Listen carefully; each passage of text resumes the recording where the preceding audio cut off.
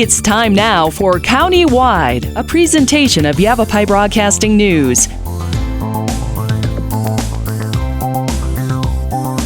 You'll hear about the interesting issues and happenings that affect all our lives. Here's today's County-Wide. Well, good day and welcome to the program. It is County-Wide. I'm Brad Miller, and we're very happy to welcome into studio first-time guests with Accord Hospice and Palliative Care, Susan Turner and Diedra Kearney. And we say good day to you. Oh, good to be here. Thank you for having us. Thank you for coming in. Hospice care. We just terrified some of the audience. And Right. That's why we have invited the two of you to come on our County-Wide program today and talk about hospice care. As the two of you know very, very well, we have a large population of retired folks, though hospice care can be utilized by anybody at any age, depending on situation. And we'll get into those kinds of things. But it's one of those, is it, Diedra, kind of a little bit of a taboo subject or something families are afraid to talk about? Absolutely. You know, I think there are so many people out there who have a misconception or who misunderstand the beauty of the service and when and where the appropriate time to bring hospice care in. We try to provide education to eliminate some of those concerns and to take a little bit of the fear out of hospice care. Something the two of you mentioned to me just before we kind of opened the microphones here was this is kind of sort of a new thing in the United States. 40 or so years old, generally speaking. Correct. Yeah. We, we've, of course, had Western medicine for decades, centuries even. Hospice service is somewhat newer, and it really has become the best practice in end-of-life care, but is a little bit newer in terms of medicine in general. Tell me, Susan, if someone they were listening to the show right now, hospice care, I don't know what that is. Right. I think that first to say that, because it's newer in the United States and here, there are bound to be misconceptions. And so we call them the myths of hospice. And so we're so glad to be here to educate. I call myself a former myth spreader because I was a layperson and didn't understand that hospice is about caring for that patient and their family. It's not just for the person that may be sick.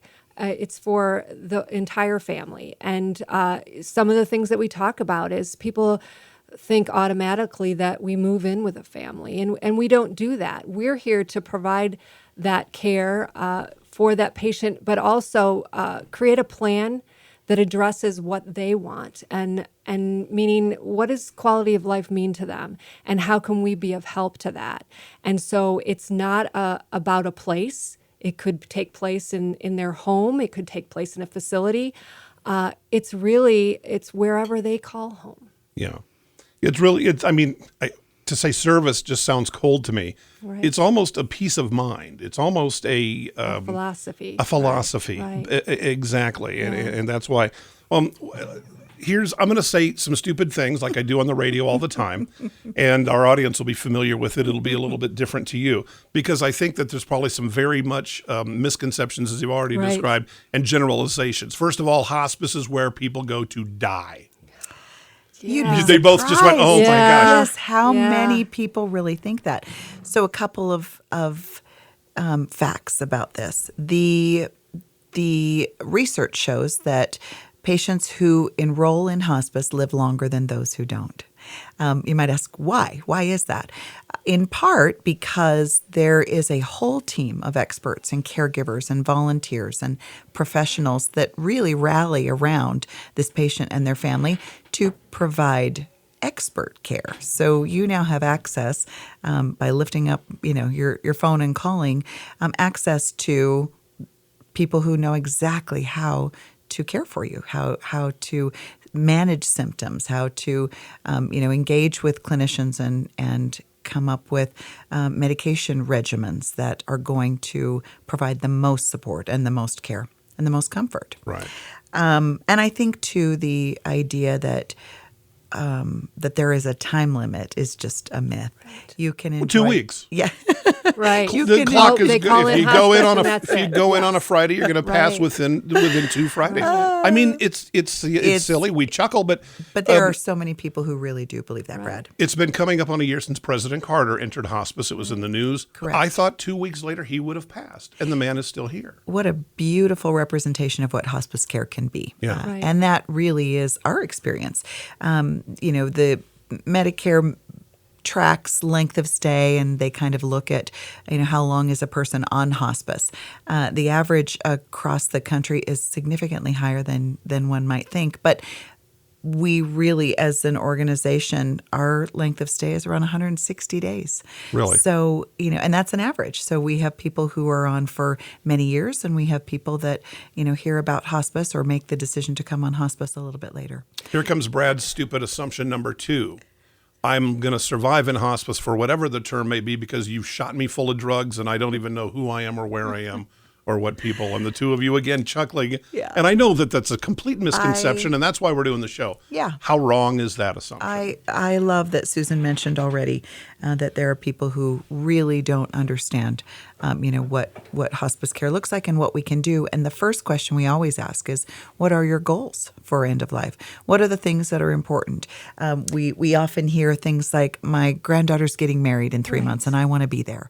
Or I've always Extraordinary. wanted Real life thing. I actually have a wonderful example, a story of that, if you would like me Please, to tell absolutely. that. We had a woman that had bought into the myth, actually her and her husband, and had waited a while before she finally made the call, or they finally made the call to hospice. And For herself. For herself. Gotcha. And she was, she had COPD, and she was on an oxygenator, so she had a big tank that she was hooked up to. And our nurse went out to her house and she said, what does what would you like to do? What does quality of life mean to you? And she was sitting there and she looked down at the oxygenator and she looked out the window and out to her lake. And she said, I just want to go fishing. Mm-hmm. And the nurse picked up the phone and she called the durable medical equipment company and she said, I need a portable oxygenator. I have a woman who's going fishing today. And for probably about 5 weeks, she was out in that boat every day. Thought it was gone. Mm-hmm. Thought Thought she it was impossible. couldn't attempt that. She was able to enjoy that with her husband. Mm-hmm. And that's an example of when you make that call. And we often say, call when you have a question, not just when you're in crisis. Right. Because you could be witnessing your mom losing weight suddenly, and you don't know what to do, and you don't know where to go. Call us. We'll talk you through it. And then if it's appropriate and we need to have a further conversation, we're going to do that. If we can give you some direction, it may go that way. So call when you have a question. Yeah, simple as that. It seems like, one of the reasons I've wanted to do this show for such a long time is because of those misconceptions. And it's one of those topics that can be because it's difficult. I've got 2 80-year-old parents, and the things we haven't talked about that we should have by now is long as my arm. Right. But hospice care, long-term care is certainly, among them. And I think I'm probably typical. Very typical. Being prepared. I think that's one of the things that we talk about most internally and with those that we serve and in the community is to think about these things. No one wants to come in a room and talk about death and dying, right? They really don't. But if COVID taught us anything, sometimes that can happen more quickly than you could even imagine. And so we often bring up the subject of advanced directives and completing those. Talk about your medical wishes. Talk about your voice, the person you want to speak for you if you're unable to speak for yourself.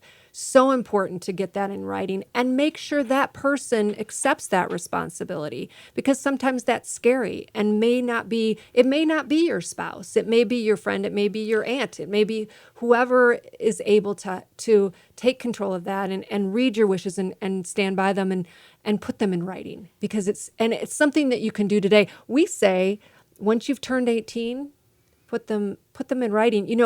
many of us remember Terry Schiavo. Do you remember Sure. that story? Oh, and yeah. that was really a Became great a example. national political football. It did, and it was, for those of you that don't know that, she was a young woman in her early 30s, I believe, had a stroke, and suddenly they were in a situation where she couldn't, she couldn't speak, she couldn't walk, she couldn't talk or anything, and her husband said she wouldn't want to live this way, and her parents said, oh, but she would. And there was a debate that happened nationally, and it was very sad. But it taught us something. I remember the President of the United States chiming in on it. Yes. I can't remember exactly how it all kind of... And this was but I mean, early it- on, right, Deidre?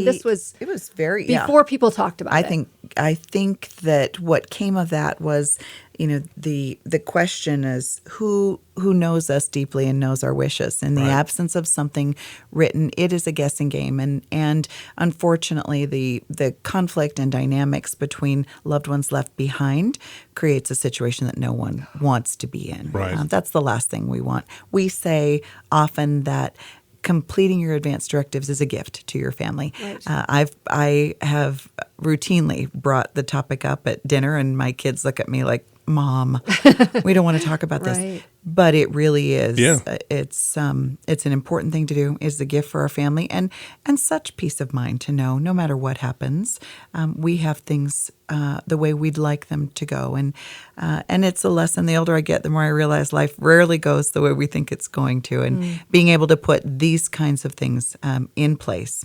It's kind of Have a interesting. plan. We need to take a break. But when Susan and I very first communicated about even getting together on this program, you mentioned advance directives. You mentioned it to me one of the first things when we came into the pre-interview before we turned the microphones on. And here we are getting to it again in our first segment. That to me illustrates how important just that piece of it is. And before we talked, I wouldn't have even known that was a part of the hospice. We say it's a courageous care. conversation to have. And when Deidre said she has it at the dinner table, I've had people tell me, Thanksgiving, everyone's in the room. Guess what we're going to talk about? And we chuckle because, but we know that it's such an important thing, not only for that person that you choose, but those people that understand you've chosen someone and they're not making decisions that your loved one didn't want. Right. They're doing exactly what they had been told to do, or it's written. And what a peace of mind, a gift for those that love you. Yeah. There's so many things important about hospice care. We've only scratched the surface. We'll never get to all of them. I do want to point out to the audience, we're going to do 2 parts on this. So today, and again in our next program, we're going to dedicate completely to this issue. The 2 ladies that have given us their time to come in and talk about this are experts in this. With Accord Hospice and Palliative Care, Susan Turner, Diedra Kearney, we're going to take a break on Countywide. We'll be back right after this. Life changes, then it changes again. Predicting the unexpected in life is impossible. That's why it's called unexpected. So when it comes to financial goals, our philosophy is don't predict, prepare. Hi, I'm Edward Jones financial advisor Matthias Sandoval. A job loss, change in health, or a loss of a loved one can have a big impact on your family's financial security. Let's work together to help make sure you're equipped for life's unexpected events. Call our office to schedule a face-to-face appointment. Edward Jones, making sense of investing. Member SIPC. Verde Solaire, your hometown heating, air conditioning, and plumbing company in the Verde Valley, and your trusted North Central Arizona Goodman dealer. Goodman is a name you can trust with the revolutionary Comfort Bridge technology factory installed into select Goodman gas furnaces and air handlers to ensure the entire system operates at peak energy efficient performance. Verde Solaire offers free in-home estimates, locally owned and operated since 1983. Visit them at verdesolaire.com. Better, cleaner, faster. Hi, this is Louis Rice with Rice Accounting, Jackson Hewitt Tax Service, with a very sincere thank you for your continued business over the last 20 years. All of us at Jackson Hewitt Tax Service are very honored for the many community awards we've been given over the years. As always, we are open year-round, providing services for taxes, payroll, and bookkeeping. Jackson Hewitt Tax Service, located throughout northern Arizona, can help you with all your tax and accounting needs. For our nearest location, call 800-234-1040. Let's talk. That's the message from Jonna Randall Murdoch, your local Farm Bureau agent, providing a personal touch when making insurance and financial decisions. Jonna will simplify your insurance needs while offering competitive pricing.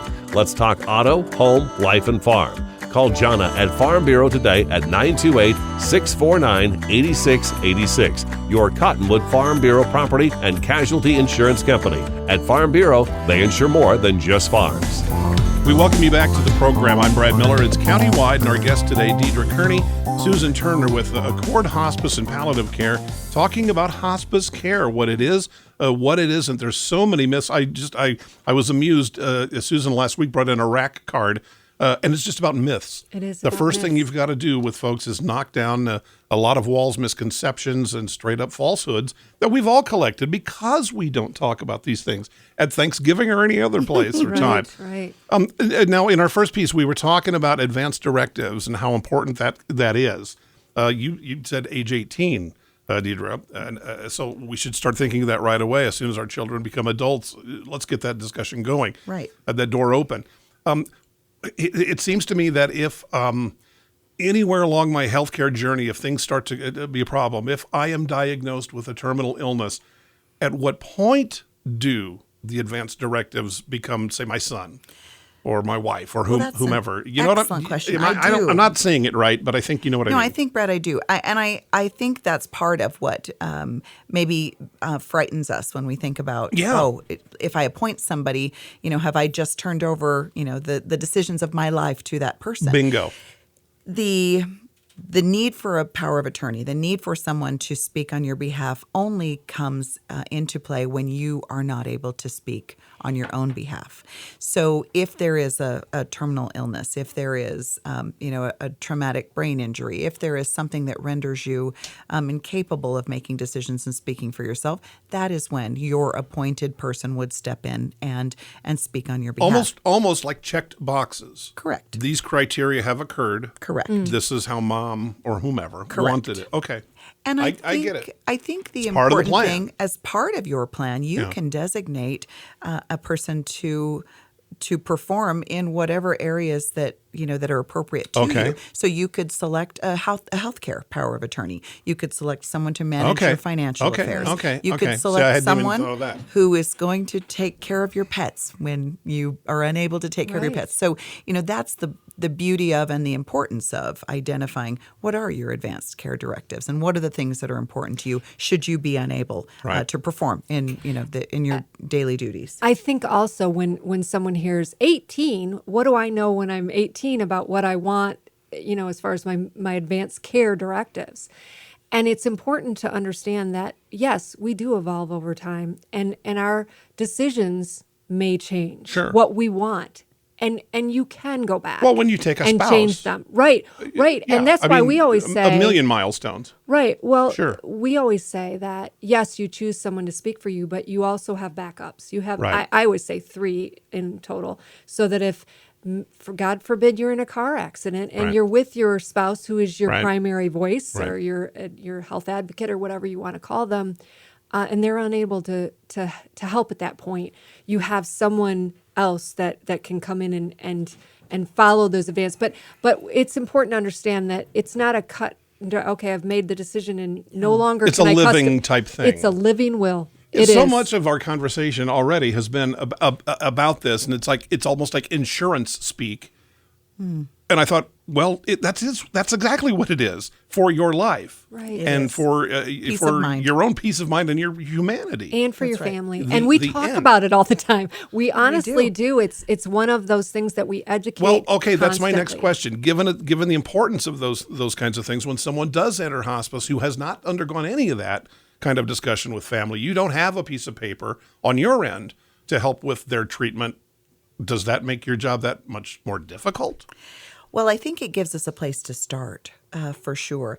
The first criteria, the first goal of hospice is to understand this patient and their family, what their goals and what their needs are. And as we are having a discussion with them and helping to identify what are the ways that we can help as an organization, that question comes up. And as things begin to decline, what would you like us to do? Who would you like to really work with us to provide the care and achieve the goals that you've identified?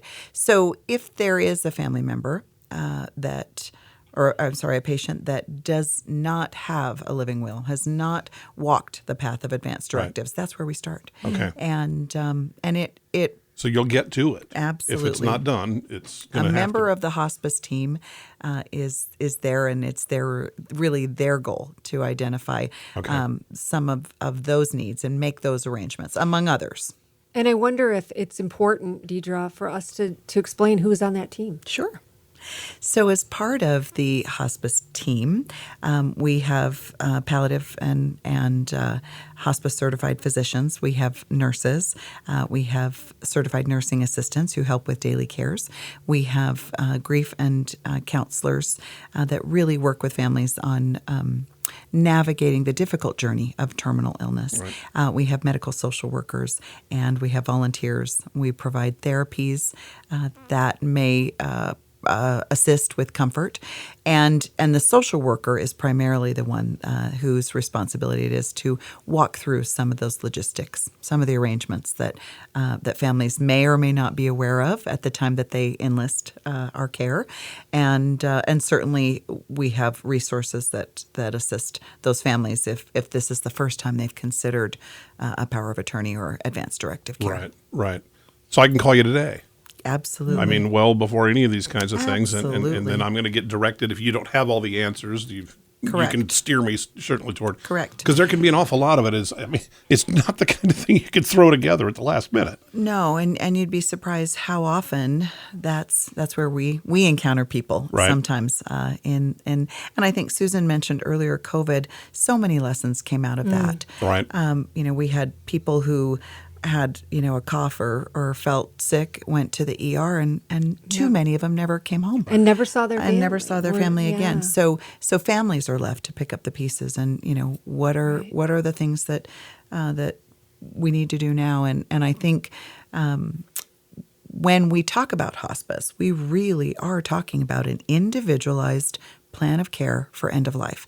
So it's not a surprise that we're talking about advanced directives being a big part of that service. It's enormous. We've spent most of this program on it. That's where it begins. But it's the ball game. We don't often plan for those things. Right. Rarely are we thinking about or putting too much focus and energy into, what am I going to do when I'm terminally ill? Right. And yet. And think. Let me explore that for just a quick second, because we're quickly running out of time. Again, I'll tell our listeners we're doing a 2-part program. This is part 1 of the 2. The next will be on the next edition of this program. But I haven't gotten any of that. Okay, and it's just kind of blank to me. So now compound that with goodbyes, with emotion, with loss of income, with good God.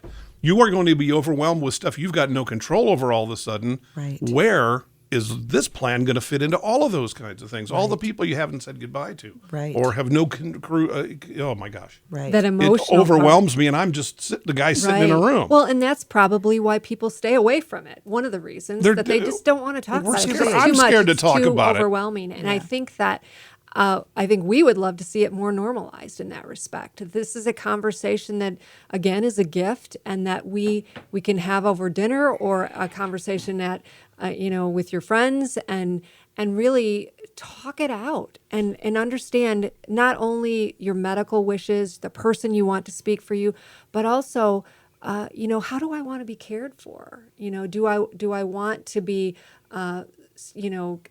do I want warm cloth on my forehead? Do I want a massage? Do I want so and so in the room, my family in the room, or not? Big picture. It's a big picture item that has to start with a small conversation. Let's do this. We're at the end of our time, so I'm giving Susan the waving stop. me off. But we're doing another show, and there's a lot of things that this one has sparked different things. What I want to talk about in our next program, we're doing another full show with these ladies, is I want to kind of walk through maybe a day or an afternoon or a week in the life of a hospice patient. I want to get into the physical of it. I want to get what it is, where I'm going to be, who I'm going to see, who I have access to, who can see me, those kinds of things. But let me leave the audience with this. Accord Hospice and Palliative Care, if I want to call you, and I think a lot of people will, how do I do that? What's the best way to reach? We can be reached at 928-278-4134. Website?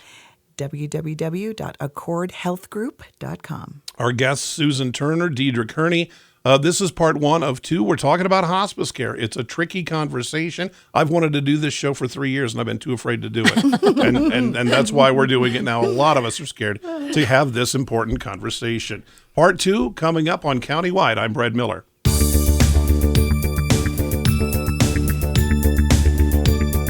This has been Countywide. Listen in each Tuesday and Thursday at this time. If you have a topic or guest idea that you'd like to suggest, email us, news@myradioplace.com.